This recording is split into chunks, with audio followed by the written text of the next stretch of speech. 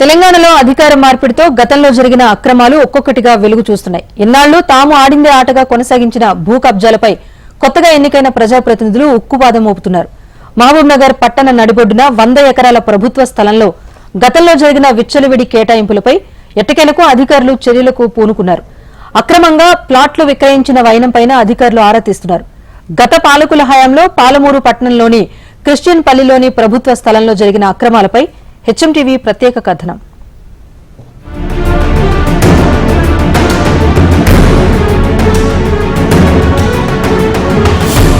మహబూబ్ నగర్ జిల్లా కేంద్రంలోని Christian పల్లిలో survey number 523లో సుమారు 100 ఎకరాల ప్రభుత్వ స్థలం ఉంది.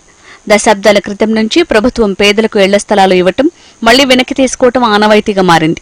ఈలోపు దళారులు ఇళ్ల స్థలాలను సొంత వెంచర్లలాగా పేదలకు అమ్ముకోవటం, వాటిపై ఫిర్యాదులు రావడంతో రెవెన్యూ అధికారులు కూల్చివేయటం, మళ్లీ అక్రమంగా ఇళ్లు కట్టుకోవటం పరిపాటిగా మారింది. గత ప్రభుత్వంలోని రాజకీయ నాయకులు, రెవెన్యూ అధికారుల అండదండలతో ఆక్రమణల దందా యథేచ్ఛగా సాగింది. ఇటీవల జరిగిన అసెంబ్లీ ఎన్నికల్లో ఎమ్మెల్యేగా గెలిచిన ఎన్ఎం శ్రీనివాసరెడ్డి భూ కబ్జాలను సీరియస్ గా తీసుకున్నారు. క్షేత్రస్థాయి పరిశీలన జరిపించాలని జిల్లా కలెక్టర్కి నివేదించడంతో అధికారులు చర్యలు మొదలుపెట్టారు. అక్రమ కట్టడాల్ని కొంతవరకు కూల్చివేశారు. ఈరోజు కలెక్టర్ కార్యాలయంలో కలెక్టర్ గారిని కలవడం జరిగింది. ముఖ్యంగా మహబూబ్ నగర్ పట్టణంలో జరుగుతున్న భూ ఆక్రమణలు, అలాగే డబుల్ బెడ్రూమ్లు ఫోర్జరీ చేసి డబుల్ బెడ్రూమ్లు సంబంధిత డబ్బులు తీసుకొని ఇవ్వడము, అసలైన లబ్ధిదారులను పక్కన పెట్టి కొంతమంది బ్రోకర్లు ఇష్టారాజ్యంగా ఎవరికి పడితే వాళ్ళకి అమ్ముకున్న వైనం, ఇవన్నీ కూడా కలెక్టర్ గారి దృష్టికి తీసుకొచ్చాం.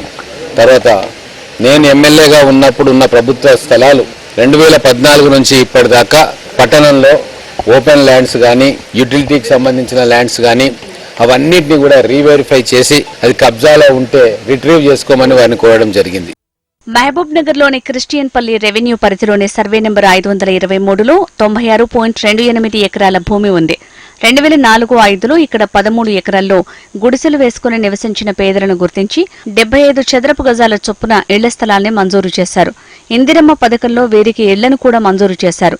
మరో 3 ఎకరాల స్థలంలో దివ్యాంగులైన 90 మందికి ఇళ్ల పట్టాలు అందజేశారు. అనంతరం 2011-12లో ఇక్కడ మరో 1250 మందికి 60 చదరపు గజాల ఇళ్ల స్థలాల్ని పొజిషన్తో సహా అందజేశారు.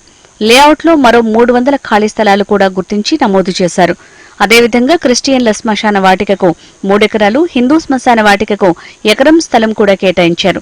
ఆ తర్వాత ప్రభుత్వం మారటంతో ఇక్కడ ఇందిరమ్మ ఇళ్ల నిర్మాణం ఆగింది. ఇళ్ల స్థలాల పట్టాలు పొందిన పేదలు కొందరు బేస్మెంట్ వరకు నిర్మాణాలు జరిపి వదిలేశారు. తమ స్థలాలు తమకే ఉంటాయనే నమ్మకంతో వేరే చోట్ల అద్దె ఇళ్లలో నివాసం ఉంటూ వస్తున్నారు. ఈ క్రమంలో రాష్ట్ర ప్రభుత్వం డబుల్ బెడ్రూమ్ ఇళ్ల పథకం అమల్లోకి తేవడంతో ఇక్కడ 2016లో పట్టాలు పొందిన సుమారు 650 మంది నుంచి పట్టాలను సరెండర్ చేశారు. వీరికి ఇక్కడ నిర్మించబోయే డబుల్ బెడ్రూమ్ ఇళ్లు కేటాయిస్తామని అప్పటి ఉన్నతాధికారులు సైతం చెప్పడంతో పాటు పట్టా సరెండర్ చేసిన ప్రతి ఒక్కరికి ఒక రసీదు తహసీల్దార్ సంతకంతో అందించారు. అయితే ఇక్కడ నిర్మాణమైన 310 డబుల్ బెడ్రూమ్ ఇళ్లలో పట్టాలు సరెండర్ చేసిన 10 మందికి కూడా ఇల్లు రాలేదు. పట్టాలు కోల్పోయి ఇటు ఇల్లు రాని వారంతా ఎన్నో మార్లు ఆందోళన చేసినా ఫలితం లేకపోయింది. ఇప్పుడు ప్రభుత్వం మారటంతో పట్టాలు కోల్పోయిన వారిలో కొత్త ఆశలు చిగురిస్తున్నాయి. నా పేరు దేవ్జీ సార్. ఇది అంటే 2012 అనుకుంటా సార్. అప్పుడు 2012-14 అంటే 7 ఏళ్ళు. అప్పుడు ఇస్తే కట్టుకునే అంత సోబత లేదు మాకు. తర్వాత కట్టుకున్నాం సార్. కట్టుకుంటే మన శ్రీనివాస్ గౌడ్ సార్ ఉన్నప్పుడు మొత్తం కూలగొట్టి సార్. కూలగొట్టి వెళ్ళిపోయారు. కట్టుకోకూడదని కూలగొట్టి పెట్టలు మొత్తం క్యాన్సిల్ చేసేసాడు. కూలగొడితే ఇంకా కూలగొట్టినప్పుడు మళ్ళీ మేము కిరాయిలో ఉన్నాం సార్. కిరాయి తీసుకుని ఉన్నాం పక్కన ఉంటే మళ్ళీ ఇల్లు అవుతుంటే మేము కూడా ఇల్లు కట్టుకుంటాం. బీస్మెంట్ ఒకసారి పగలగొట్టి సార్. మళ్ళీ ఇప్పుడు కూడా ఇల్లు కట్టుకున్నాం. మామూలుగా రేకులతోటి ఇల్లు వేసుకున్నా. అది దక్కుతుందో కాదో ఇవాళ వస్తారు, రేపు వస్తారు, కూలగొడతారు. మీరు ఉండకూడదు ఇక్కడ. అధికారులు ఇదే భయపెడుతున్నారు సార్. మాకు గవర్నమెంట్ మాకు పట్టలు ఉన్నాయి సార్. కొన్ని డబుల్ బెడ్రూమ్ ఇస్తారని పట్టలు కొన్ని గుంజుకుపోయినాయి. మా దగ్గర ఏం లేదు ఇప్పుడు ఆధారానికి. మాకు దాని పట్టలు ఇప్పిస్తే అధికారం ఇప్పిస్తే బాగుంటుంది సార్.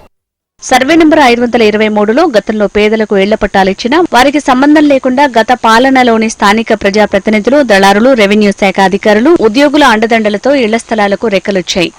ఒక జట్టుగా ఏర్పడిన ఈ దళారీ ముఠా ఇక్కడి స్థలాల్ని ఒక్కొక్కరికి 2 లక్షల రూపాయల వరకు విక్రయించి నకిలీ, బోగస్ ఇళ్ల పట్టాల్ని వారికి అందజేశారు. పాత పట్టాలున్న వారికి సంబంధం లేకుండా వారి పొజిషన్లో వేరే వారు ఇళ్లు నిర్మించుకోవడంతో ప్రభుత్వం నుంచి పట్టాలు పొందిన పేదలు ఆందోళనకు దిగుతుండటం ఇక్కడ పరిపాటిగా మారింది. తీవ్ర స్థాయిలో ఫిర్యాదులు వచ్చినప్పుడు రెవెన్యూ అధికారులు విచారణలు జరపడం, 1-2 నిర్మాణాలు కూలగొట్టడం మినహా ఆక్రమణల్ని మాత్రం ఆపలేకపోయారు. తాజాగా ప్రభుత్వం మారిన తర్వాత ఇదే తరహాలో అక్రమ నిర్మాణాలంటూ ఫిర్యాదులు రావడంతో 10 ఇళ్లను నేలమట్టం చేశారు. ప్రభుత్వం నిర్మించిన డబుల్ బెడ్రూమ్ ఇళ్లు తప్ప మిగిలిన నిర్మాణాల్లో 3 అక్రమ నిర్మాణాలే ఉన్నట్టు స్పష్టమవుతోంది. పేదల్ని మోసం చేసి వారి వద్ద నుంచి డబ్బులు గుంజి పట్టాలందజేసిన ప్రభుత్వ ఉద్యోగులు, దళారుల్ని ప్రభుత్వం గుర్తించి కఠిన చర్యలు తీసుకోవాలనే డిమాండ్ వ్యక్తమవుతోంది. ఇక్కడ ఇళ్లు నిర్మించుకున్న వారిలో నిరుపేదలు కొందరుంటే మరికొందరు ప్రభుత్వ ఉద్యోగులు, సిబ్బంది కూడా ఉన్నారని, వారందరినీ విచారించే చట్టపరమైన చర్యలు తీసుకోవాలని నిజమైన లబ్ధిదారులు డిమాండ్ చేస్తున్నారు. అయితే 600 కూలీ తెచ్చి 5 మంది మేము బతకాలి.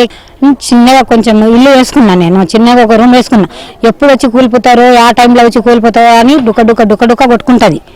ఒక్క 600 దాంట్లో నా మగడు నెలకు నాకు 4,000 పెట్టి హైదరాబాద్ దొలిచి నెలకు 4,000 దవాఖానకు చూపిస్తున్నాడు. కిరాయి ఇంట్లో ఉన్న 1 నెల పెట్టుకుంటున్నారు, 2వ నెలలో కాల్ చేయమని అంటున్నారు. అట్లా అంటున్నారు కాబట్టి అన్ని అడిగి మన కాంగ్రెస్ ప్రభుత్వం గెలిచినాకనే చిన్నగా గూడు వేసుకున్నాక వచ్చి ఇది అన్ని కూలిపోయిండు. వచ్చి మళ్ళీ ఎందుకు కూలిపోయి ఇవో 4వసారి కూలిపోయిండ్రు. ఇవి 75 గజాల కాడికి మాకు ఒక్క స్థలం లేదు, 75 గజాలే ఉన్నాయి మాకు. వచ్చి గవర్నమెంట్ వచ్చి కొలిచి ఇచ్చిన కూడా సరే లేదు, మీకు మీ ఊర్లో ఇండ్లు ఉన్నా అంటే మా ఆధార్ కార్డులు ఇస్తాము, చెక్ చేయండి. చెక్ చేసి అవి అన్న మీకు ఊళ్ళో ఇల్లు ఉండవు కదా, ఈడ ఎందుకు ఉండరు అంటానని ఇవ్వద్దు. ఈ పరిస్థితుల మీద మాకు ఇల్లు కూల్పి మేము ఆడ ఉండాలి, ఆ చెట్ల కింద ఉండాలి. మాకు ఇల్లు కావాలి, శాశ్వతంగా ఇల్లు పట్టాలు కావాలి మాకు.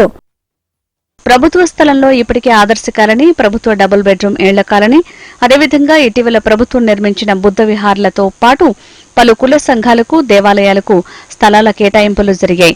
ఇవన్నీ పోగా సుమారు 30 ఎకరాల వరకు ప్రభుత్వ భూమి ఉంటుందని స్థానికులు చెబుతున్నారు. మొత్తంగా ఈ సర్వే నెంబర్లో ఇళ్ల పట్టాల జారీ, కబ్జాల తంతు, అక్రమ నిర్మాణాలు, ప్రభుత్వ కేటాయింపులపై పారదర్శకంగా, సమగ్రంగా విచారణ చేసి చర్యలు తీసుకోవాలనే డిమాండ్ సర్వత్రా వ్యక్తమవుతోంది. ప్రభుత్వం కఠినంగా వ్యవహరిస్తే తప్ప ఇక్కడ మిగిలిన 30 ఎకరాల భూమైనా నిజమైన లబ్ధిదారులకు, నిరుపేదలకు దక్కుతుందని, లేకపోతే దళారులు, రాజకీయ నాయకులు మళ్లీ ఏదో రకంగా ఈ భూమిని కాజేస్తారనే ఆందోళన వ్యక్తమవుతోంది.